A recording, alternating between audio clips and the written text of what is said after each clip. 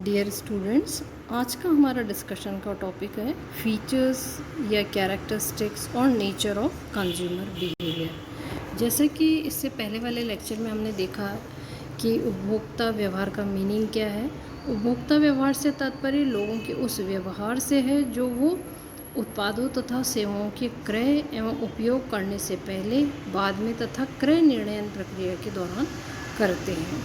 तो consumer behaviour की कुछ इम्पॉर्टेंट कैरेक्टरिस्टिक्स हो सकते हैं, उनको हम वन बाय वन देखते हैं। तो पहला इसमें फीचर हम लेते हैं क्रियाएं एवं प्रतिक्रियाओं से प्रकटीकरण, प्रेजेंटेशन बाय एक्टिविटीज़ और द रिस्पॉन्सेज। तो उपभोक्ता व्यवहार उपभोक्ता की उन क्रियाओं प्रतिक्रियाओं से प्रकट होता है जो वह किसी भी प्रोडक्ट को या सर्विस को क्रय करने से पहले या बाद में अथवा क्रय के दौरान करता है। दूसरा फीचर हम लेते हैं इसका शारीरिक, मानसिक, सामाजिक क्रियाएं तथा प्रतिक्रियाएं, फिजिकल, मेंटल, सोशल एक्टिविटीज़ और रिस्पॉन्सेस। तो बाइंग बिहेवियर व्यक्ति की फिजिकल, मेंटल या सामाजिक क्रिया तथा प्रतिक्रियाओं द्वारा अथवा उन सभी की सम्मिलित क्रियाओं और प्रतिक्रियाओं से प्रकट होता है। साथ ही साथ हम ये देख सकते हैं कि यह अनेक घटकों के प्रभावों का परिणाम होता है। उपभोक्ता व्यवहार की एक विशेषता यह भी है कि यह उपभोक्ता से संबंधित अनेक घटकों के प्रभावों का परिणाम है। उपभोक्ता का क्रय व्यवहार उसके व्यक्तिगत, आर्थिक, मानसिक, सामाजिक, सांस्कृतिक घटकों तथा विभिन्न विपणन सूचनाओं के प्रभावों का सामूहिक परिणाम है। फोर्थ पॉइंट होता है क्रय व्यवहार, क्रय निर्णय प्रक्रिया, यानी कि बाइंग बिहेवियर और बाइंग डिसीजन प्रोसेस। तो उपभोक्ता का व्यवहार उसके क्रय व्यवहार की प्रक्रिया है जिसके अंतर्गत वह किसी उत्पाद सेवा के क्रय का निर्णय करता है। तो consumer behaviour consist of the acts of individuals.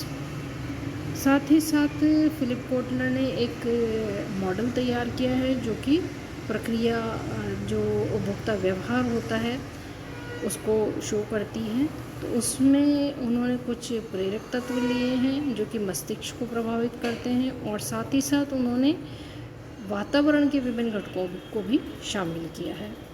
Fifth characteristic इसका आता है क्रय संबंधी समस्याओं या प्रश्नों का उत्तर। कंज्यूमर्स का बाइंग बिहेवियर परचेज से रिलेटेड कई सारी प्रॉब्लम्स के उत्तर भी प्रदान कर देता है। इस व्यवहार का अध्ययन एवं विश्लेषण करके कुछ प्रॉब्लम्स को इस प्रकार से सॉल्व किया जाता है, जैसे कि वह किन उत्पादों या सेवाओं का क्रय करना चाहता है, वह उन उत्पादों सेवाओं को क्यों क्रय करना चाहता है, वह उनका क्रय किस प्रकार करना चाहता है, वह उनका क्रय कहाँ से करना चाहता है, वह उनका क्रय कब करना चाहता है और वह उनका क्रय किन से करना चाहता है। यानी कि which, why, how, where, when, from whom, इन क्वेश्चंस का आंसर भी कंज्यूमर बिहेवियर की स्टडी से किया जा सकता है।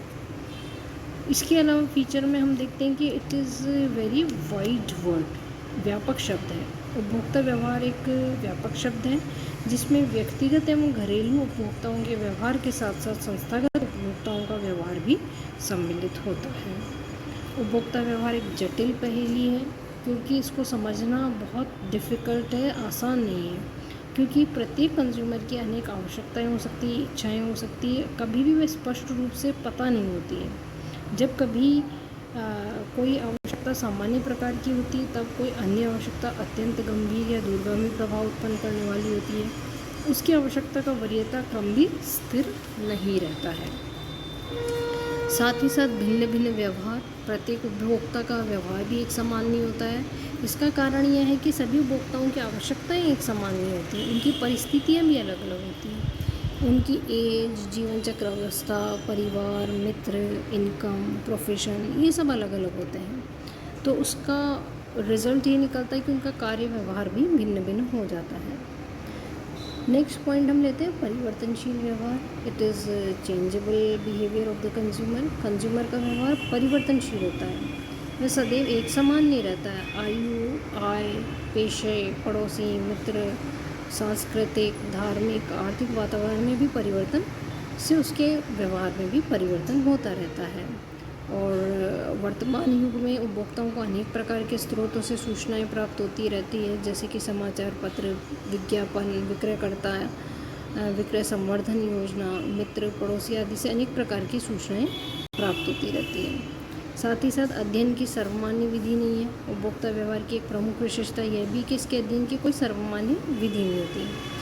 शोधकर्ता इन व्यावसायिक संस्थाएं सभी अपने अपने समाज, मनोविज्ञान, मानव शास्त्र, अर्थशास्त्र आदि के आधार पर उपभोक्ता व्यवहार का अध्ययन करते रहते हैं। तो ये सारी उपभोक्ता व्यवहार की विशेषताएं थी। नेक्स्ट लेक्चर में हम देखेंगे कि उपभोक्ता के कौन कौन से प्रकार हो सकते हैं।